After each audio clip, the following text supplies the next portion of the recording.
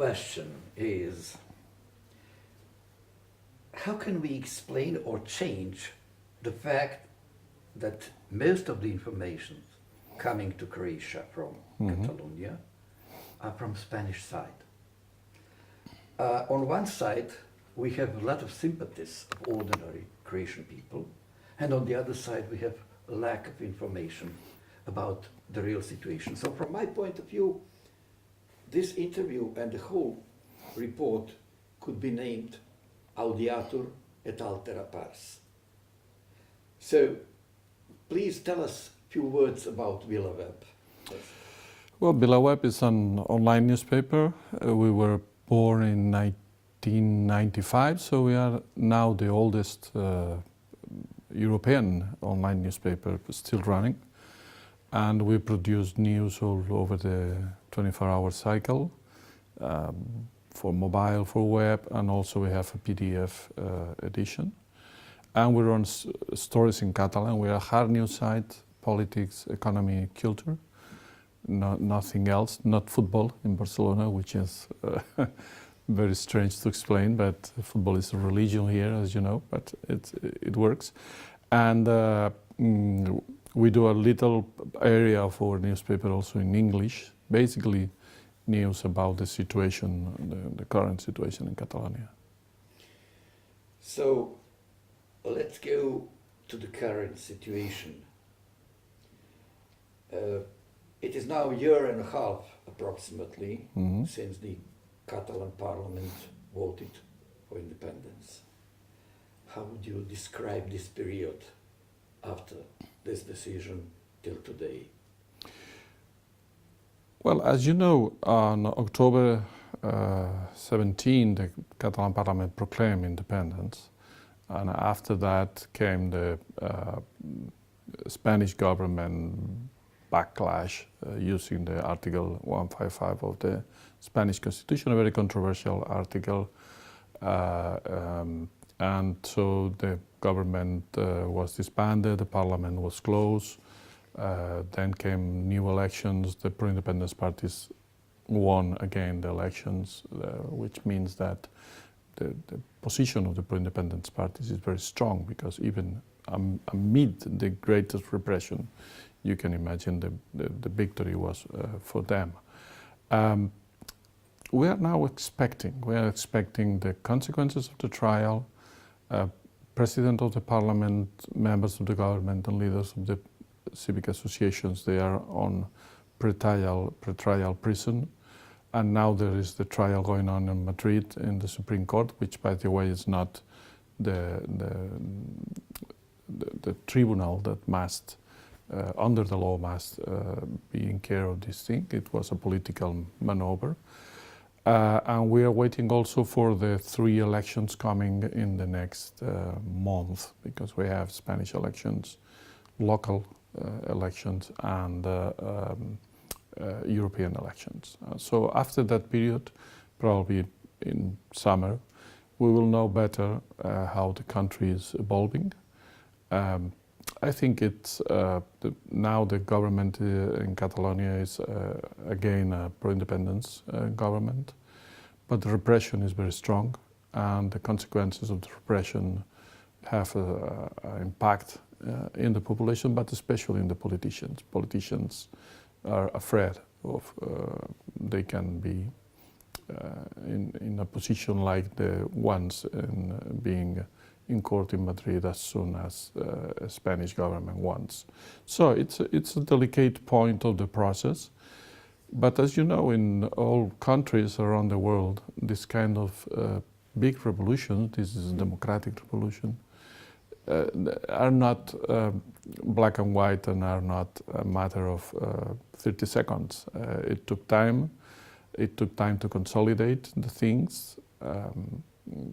After the brutal repression on the referendum of self-determination of October the 1st, there is an ocean between Spain and Catalonia. Most people in Catalonia doesn't regard anymore Spain as our state, but it's hard to forget the violence against voters, against elder people against childs, against the schools. That marks a difference that probably will never come back.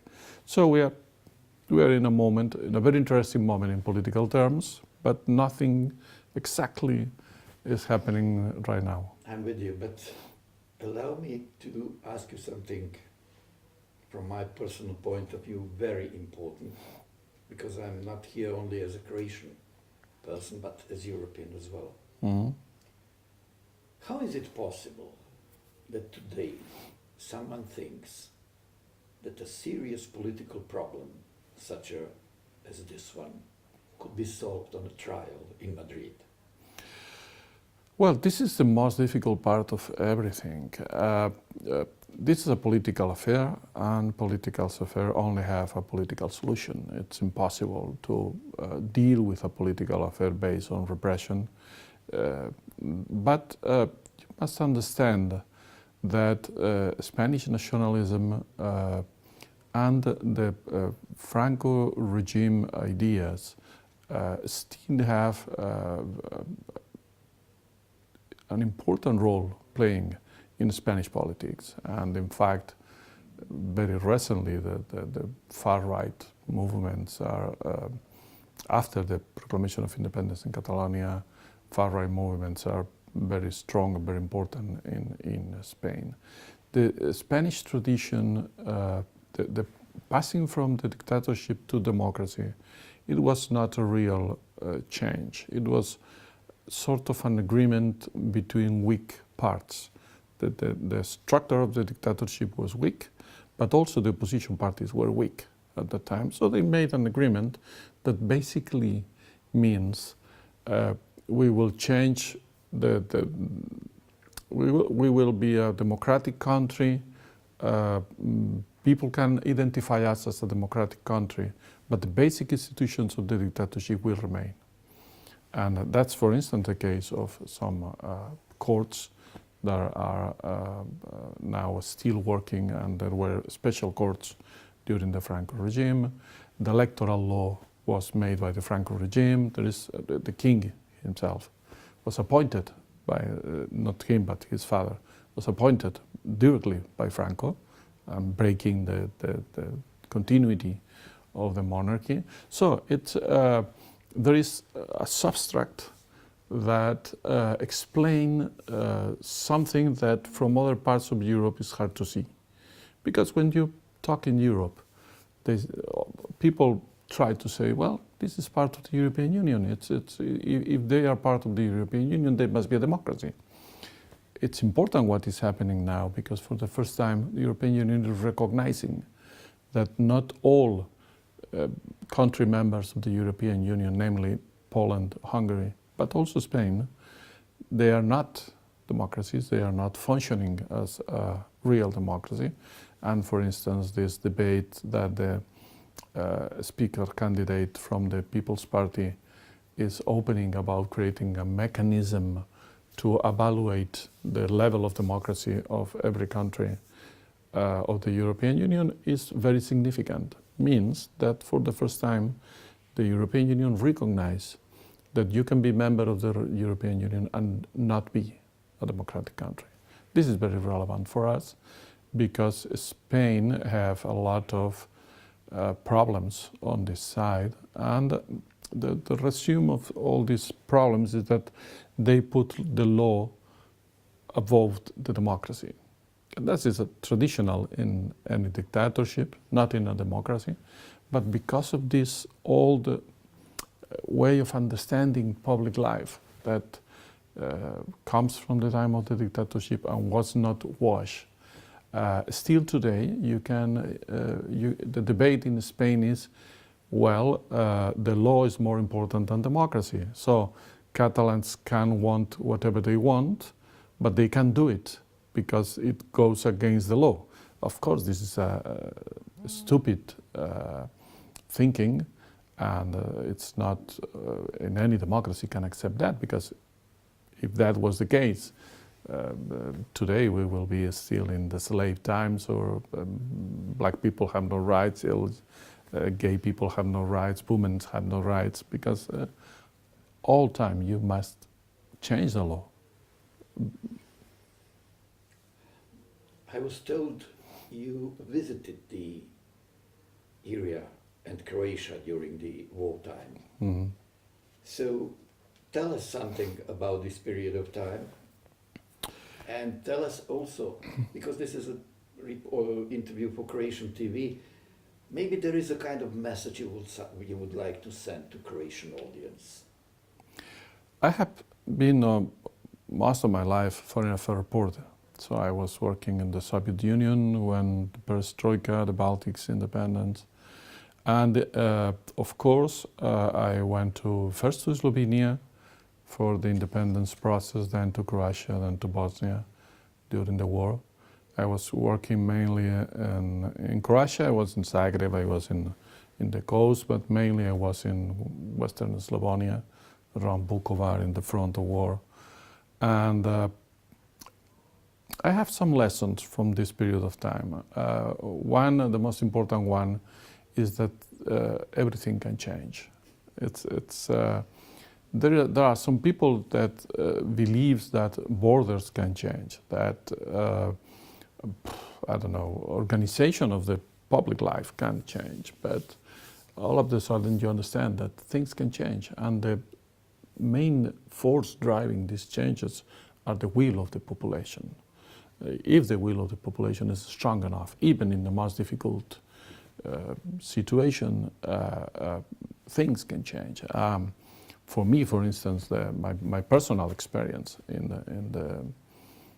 the front in Croatia, I was a lot of time in a little village called Vinkovci, close to Vukovar, and I saw there some things that make me have very strong in personal terms. But I discovered at the end that if the will of the population is clear, is strong, no one can prevent things to happen. After that, I have a very intense link with these countries. I have been in contact with some of these countries. For instance, Estonia, I have a lot of friends in Estonia. And something that shocked me is how a country can be, for instance, in Estonia. Estonia was a country I admire very much for the way they fight against the Soviet Union at that time. How brave Estonians were. I remember demonstrations with very few Estonian guys in front of Russian tanks, and it was really a brave people. But today they are cowards. They are more afraid today of Russia than they were afraid of the Soviet Union. At the time, the Soviet Union was occupying their own country. So it is not so easy when you became a state. You lose part of your own pride. You lose part of what you were, or of the reason you fought for. And so I understand that sometimes these countries, like your country, they all of a sudden say, well, we are now a state recognized by all the world. I don't want to mess with things happening in Kurdistan, in Catalonia, in Quebec, in Scotland, in somewhere, because we are part of the club. Yeah, but that comes with a price for you also. And I think it's important to keep the freedom you have in the past. The Croatians I knew in 91, 92. The Bosnians I knew at that time, the Slovenes, of course. They were free people. And they must remain free people in Europe and not follow orders from the top of the Brussels bureaucracy. Thank you very much. I must say that I hope that we'll be able to see you in Zagreb pretty soon. Yeah. Because obviously you understand our political and everyday life context. And it was a great pleasure to speak with you. Thank you. The same.